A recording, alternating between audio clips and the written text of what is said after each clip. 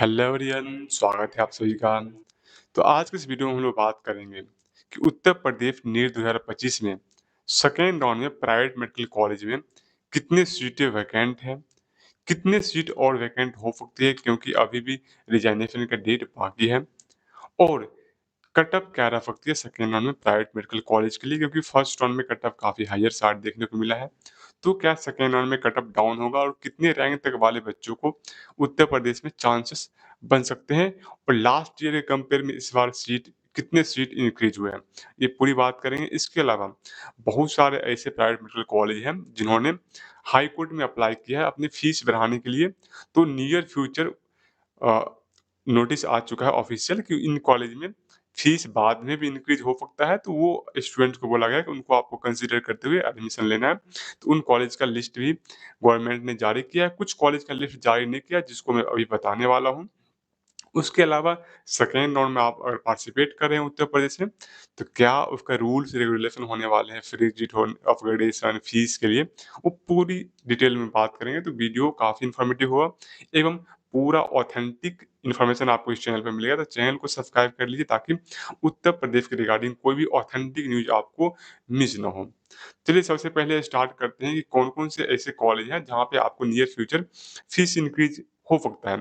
तो सबसे पहले स्टोरी क्या है? स्टोरी ये है कि काउंसलिंग स्टार्ट होने से पहले बहुत सारे मेडिकल कॉलेज की फीस इंक्रीज़ हो गए थे।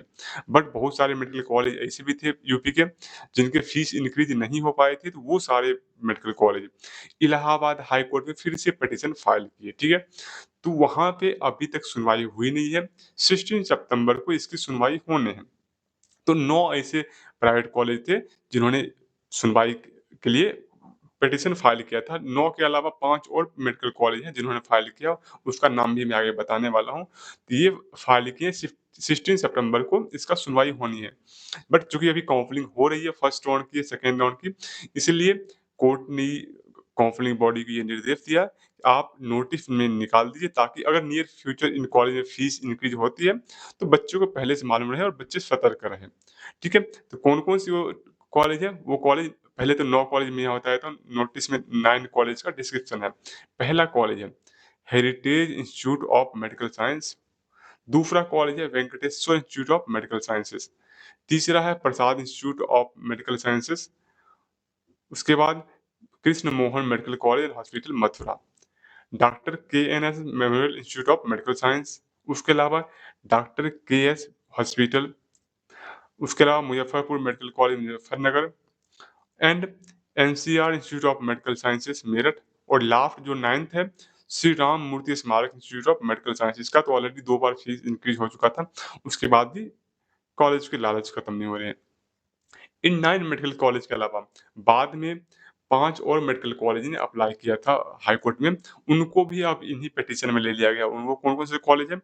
वो केडी मेडिकल कॉलेज है, यूनाइटेड है, सरस्वती है, नारायणा है और हिंद है, ठीक है? ये 5 ऐसे कॉलेज हैं जो इन 9 के बाद तो टोटल 14 ऐसे कॉलेज हो गए जिन्होंने फीस अप्लाई करने के लिए हाई कोर्ट गए हुए हैं। तो इन 5 कॉलेज में नियर फ्यूचर में अगर हाई कोर्ट ने इनको अप्रूव कर देता है फी स्ट्रक्चर इंक्रीज़ करने के लिए, तो इंक्रीज़ होगा, तो वो 2024 बैच और 2025 बैच दोनों के लिए अप्लाई होगा। इसको आपको कंसीडर में करते हुए आपको इसमें एडमिशन लेना है।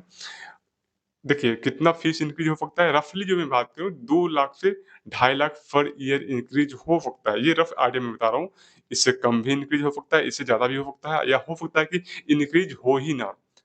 ठीक है? वो पूरा गवर्नमेंट वहाँ कोर्ट में पेंडिंग है, वहाँ कुछ भी हो सकता है, लेकिन अगर इंक्रीज़ हुआ तो कुछ कॉलेज में रफ़ली आपको 2 से ढाई लाख पर ईयर इंक्रीज़ हो सकता है। कितनी सीट वैकेंट है एवं कितना कट-ऑफ रह सकता है, उस पे बात करने से पहले मैं आप लोगों को बता दूँ कि आप सभी के लिए बहुत बड़ा गुड न्यूज़ है।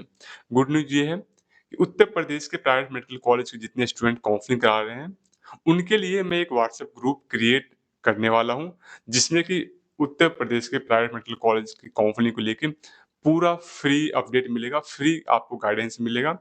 तो अगर वो व्हाट्सएप ग्रुप आपको जॉइन करना है, तो सिंपली जो स्क्रीन पे व्हाट्सएप नंबर दिया है, उस पे आपको व्हाट्सएप पे मैसेज करना है यूपी नीट फ्री काउंसलिंग, ठीक है? सिर्फ़ इतना आप मैसेज कर देना, आपको व्हाट्सएप ग्रुप में ऐड कर दिया जाएगा। इसके अलावा मैं डिस्क्रिप्शन बॉक्स में देखिए चैनल बन जाएगा, डिस्क्रिप्शन बॉक्स में मैं उस ग्रुप का लिंक डाल दूँगा, आप डिस्क्रिप्शन बॉक्स से जाके उस कॉ ग्रुप को जॉइन कर सकते हो, वहाँ से पे आपको पूरा यूपी का काउंसलिंग का अपडेट फ्री ऑफ कॉस्ट मिलने वाला है, कोई भी चार्जेज़ नहीं लगने वाले हैं, ठीक है? अब बात करते हैं कितनी सीट वैकेंट है आपको कॉलेज में। जो प्राइवेट कॉलेज है, ठीक है? प्राइवेट कॉलेज की बात करूँ टोटल उसमें अभी, ठीक है? 1927 सीटें वैकेंट हैं, ठीक है? तो ये सीट आपको नंबर में बहुत ज़्यादा नहीं दिख रहा होगा बट मैं बता दूँ लास्ट ईयर से कंपेयर करूँ तो लास्ट ईयर 769 सीटें वैकेंट थी लास्ट ईयर, ठीक है? तो आप लास्ट ईयर से कंपेयर करोगे तो डबल से भी ज़्यादा सीटें यानी कि 2.5 के अराउंड डबल से ज़्यादा सीटें वैकेंट है। सीटें क्यों वैकेंट है इतनी ज़्यादा? क्योंकि सीट ब्लॉक हुई थी फर्स्ट राउंड में काउंसलिंग काफ़ी डिले स्टार्ट हुआ था। डिले स्टार्ट होने की वजह से स्टूडेंट मल्टीपल स्टेट में पार्टिसिपेट किए।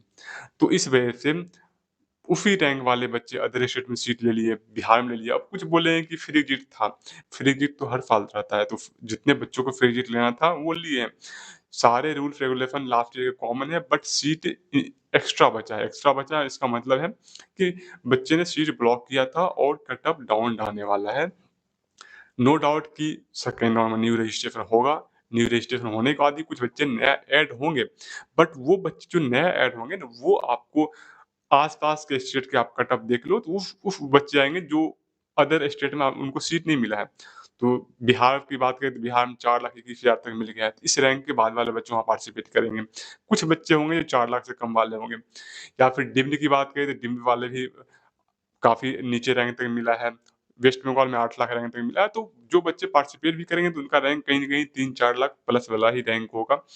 तो कट ऑफ आपको सेकंड राउंड में डेफ़िनेटली डाउन जाने वाला है। काफ़ी लोग ये बोल रहे थे कि कट ऑफ हाईएस्ट फार रहेगा बट नहीं।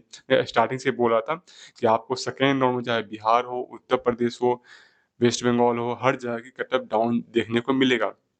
बट हाँ, ऐसी बात नहीं कि बहुत ज़्यादा डाउन दे जाए क्योंकि सेकंड राउंड में भी सीट ब्लॉकिंग होगा। सीट ब्लॉकिंग कैसे होगा कि मान लीजिए बिहार के जो बच्चे 4,21,000 रैंक तक जिनको नहीं मिला हुआ है, 4,21,000 के बाद वाले जितने बच्चे हैं, वो यूपी में वहाँ पे रजिस्ट्रेशन करेंगे, वहाँ पे सीट ब्लॉक करेंगे। हालाँकि उनको बिहार में 1 सीट मिल जाएगा, ठीक है? बट यूपी में भी अलॉट करा लेंगे और दोनों जगह में से 1 सीट लेंगे तो 1 सीट ब्लॉक करेंगे वो। मैं जानता हूँ कि सेकंड राउंड में जो बच्चे पार्टिसिपेट करेंगे उनके 2 लाख रुपए जाएँगे बट इस टाइम पे कट ऑफ का जो सिनेरियो बन चुका है, कट ऑफ इतना हायर साइड में है कि कैंडिडेट ये चाहता है कि हमारे 2 लाख रुपए या 3 लाख रुपए सिक्योरिटी अमाउंट चला जाए, बट हमको एक सिक्योर सीट मिले और इसी वजह से एक कन्फर्म सीट के चक्कर में लोग सीट ब्लॉकिंग करते हैं और सीट ब्लॉक करने की वजह से सेकंड में भी सीट ब्लॉक होगा और इस बार आप देखिएगा कि लास्ट ईयर थर्ड राउंड में जितना सीट बचा था प्राइवेट कॉलेज में, उससे ज़्यादा उससे एटलीस्ट डबल सीट आपको सारे स्टेट में या डीम्ड में आपको थर्ड राउंड में भी सीट देखने को मिलेगा। तो कहीं न कहीं कट ऑफ आपको डाउन साइड देखने को मिलेगा फर्स्ट राउंड में अगर 4 लाख कट ऑफ गया है, तो मैं सेकंड राउंड में बता दूँ अभी तो सीट मैट्रिक्स हालाँकि आया नहीं है।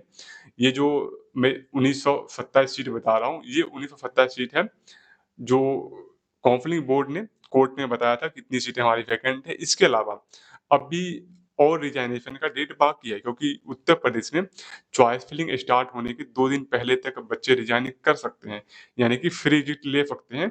तो अभी और सीटें वैकेंट होके आएगी तो इसमें आपको ऐड कर दीजिए 2000 प्लस आपको सीट वैकेंट हो जाएगा। तो सीट खाली है, तो कट ऑफ की बात करें तो कहीं न कहीं आपको साढ़े 4 लाख प्लस यानी कि अकॉर्डिंग टू मी अराउंड आपको 4,75,000 से लेके 5,20,000 या 25,000 तक सेकंड राउंड में कट ऑफ देखने को मिल सकता है। हालाँकि ये कट ऑफ अभी एग्ज़ैक्टली मैं प्रेडिक्ट नहीं कर सकता क्योंकि सीट मैट्रिक्स नहीं आया हुआ है और ये भी पता नहीं है कितने बच्चे चॉइस फिलिंग करेंगे, कितने चॉइस ब्लॉक करेंगे। मेरिट लिस्ट अभी आएगा तो थोड़ा बहुत आइडिया लगेगा बट अभी तक का जो सिनेरियो है उसके अकॉर्डिंग आपको कट ऑफ 4,75,000 से 5,25,000 तक जा सकता है। हालाँकि उसके ऊपर भी अगर आपके रैंक है साढ़े 5 लाख है, 6 लाख है, साढ़े 6 लाख है तो भी आपको ट्राई ज़रूर करना चाहिए, पार्टिसिपेट करना चाहिए। कट ऑफ डाउन साइड रह सकता है। सेकंड राउंड या थर्ड राउंड में भी कट ऑफ डाउन होगा, बिहार में भी कट ऑफ डाउन होगा, तो आप डेफिनिटली ट्राई कर सकते हैं। सेकंड राउंड काउंसलिंग के जो रूल जारी किए गए हैं, उसका मैं समरी आप लोग को पूरा एक-एक लाइन में पढ़ के तो नहीं बताऊँगा। ये मैं टेलीग्राम चैनल पे डाल दूँगा या जो ग्रुप में बनाऊँगा उस ग्रुप में डाल दूँगा। तो जो समरी है उस समरी में आप लोगों को बता दे रहा हूँ। जो स्टूडेंट ऑलरेडी फर्स्ट राउंड में उत्तर प्रदेश में रजिस्ट्रेशन कर चुके हैं, चाहे वो फ्री सीट लिए थे, उनको सीट अलॉट हुआ था, नहीं हुआ था, उनको अब दोबारा रजिस्ट्रेशन नहीं करना है, उनको दोबारा सिक्योरिटी अमाउंट भी पे नहीं करना है, क्योंकि अगर वो आपने फ्री सीट भी लिया है, तो फर्स्ट राउंड में आपका सिक्योरिटी अमाउंट बच जाता है, तो आप सेकंड राउंड में डायरेक्ट आप चॉइस फिलिंग कर सकते हैं। आपको दोबारा सिक्योरिटी अमाउंट देने की ज़रूरत नहीं है। ठीक है, ये बात है। जो स्टूडेंट अभी तक पार्टिसिपेट नहीं किए हैं, वो नया रजिस्ट्रेशन करेंगे। नया रजिस्ट्रेशन कराने के बाद अपने जो डॉक्यूमेंट है, वो डॉक्यूमेंट ऑनलाइन वेरिफ़िकेशन करवाएँगे और जब ऑनलाइन उनका डॉक्यूमेंट वेरिफ़िकेशन हो जाएगा, उसके बाद ही वो चॉइस फिलिंग के लिए एलिजिबल होंगे। अगर ऑनलाइन डॉक्यूमेंट वेरिफ़िकेशन नहीं हो पाती है, तो चॉइस फिलिंग के लिए एलिजिबल नहीं होंगे। उसके साथ-साथ ये भी है कि जो जो बच्चे रिपोर्ट कॉलेज में नहीं किए हैं या फिर जो बच्चे ने रिपोर्ट करने के बाद भी रिज़ाइन दिया है, तो वो पूरा आपको क्लियर वैकेंसी वाला सीट आ जाएगा। उस पे आप एलिजिबल होंगे नए सीट लेने के लिए या फिर जो बच्चे ने अपग्रेडेशन के लिए डाला होगा, उसको सीट अगेंस्ट कैंसलेशन एसएससी बोला जाएगा। वो बच्चे का अपग्रेडेशन होता है, तो उनका एक सीट खाली होगा, वो सीट आपको मिल सकता है उसी राउंड में। उसके अलावा ये भी बताया गया है कि जो मेरिट के आधार पे ही आपको चाहे निजी अस्पताल हो, मेडिकल कॉलेज हो, आपको मेरिट के आधार पे ही आपको सीट अलॉटमेंट होगा। चॉइस फिलिंग के जैसे आप ऑर्डर बनाओगे, उसी तरीके से आपको मिलेगा। उसके अलावा एक चीज़ और कि चॉइस यहाँ पे अभ्यर्थी द्वारा चॉइस फिलिंग के उपरांत चॉइस लॉक करना अनिवार्य है। चॉइस लॉक ना करने की स्थिति में अभ्यर्थी को सीट आवंटन की प्रक्रिया में सम्मिलित नहीं किया जाएगा। ठीक है? जैसे बिहार में ऑटो लॉक हो जाता है, कुछ स्टूडेंट भूल भी गया, चॉइस लॉक नहीं कर पाया, तो कोई दिक्कत नहीं है, उसको सीट अलॉट हो जाती है अगर कट ऑफ उनके तक पहुँचती है, बट यूपी में ऐसा नहीं है। अगर आप चॉइस लॉक नहीं करोगे, तो फिर आपको अलॉटमेंट के लिए कंसीडर नहीं किया जाएगा, चाहे आपका रैंक कितना ही अच्छा क्यों ना हो। और एक बार अगर आप चॉइस लॉक कर दिए, तो चॉइस लॉक करने के बाद आप उसमें कोई भी चेंजेज़ नहीं कर पाओगे, ठीक है? उसके अलावा जो बच्चे अपग्रेडेशन में डाले हुए हैं, आप मान लीजिए आपको अपग्रेडेशन करने के बाद आपको कोई सीट आपको दूसरा कॉलेज मिल गया, ठीक है? आप लोग थोड़ी सपोज़ दैट आप जैसे 5 कॉलेज हैं, ठीक है? आपने 4 कॉलेज भरा 1, 2, 3, 4 ठीक है? फर्स्ट राउंड में आपको 4th नंबर का कॉलेज आपको अलॉट हो गया। उसके बाद आपने अपग्रेडेशन में डाला, अपग्रेडेशन में डालने के बाद आपको यहाँ यहाँ इस तरीके 3 कॉलेज आपने फिल अप किए। हाँ, ध्यान रखना है, आपको फर्स्ट राउंड में अगर ये सीट आपको 4th नंबर वाला सीट मिल गया है, आपने अपग्रेडेशन में डाला है, तो आप फिर आपको चॉइस फिलिंग में सेकंड राउंड में आपको 4th नंबर का कॉलेज ऐड नहीं करने हैं। बिहार में क्या है सिनेरियो, बिहार में जो कॉलेज से आप अपग्रेड किए हो, उस कॉलेज को रिमूव नहीं कर सकते चॉइस फिलिंग से। बट यूपी में आप ऐसा नहीं कर सकते। यूपी में आपको जो कॉलेज मिला है जिससे आप अपग्रेड किए हो, वो कॉलेज को आप चॉइस फिलिंग में मत डालना, ठीक है? तो आपको फर्स्ट राउंड में मानिए 4 नंबर का कॉलेज मिल गया है, तो सेकंड राउंड की चॉइस फिलिंग में आपको सिर्फ अगर इन 3 कॉलेज में जाना है, तो आपको इन 3 कॉलेज को फिल अप करना है। तो मान लीजिए इन 3 कॉलेज में आपको 3rd नंबर का कॉलेज आपको मिल गया, ठीक है, सेकंड राउंड में।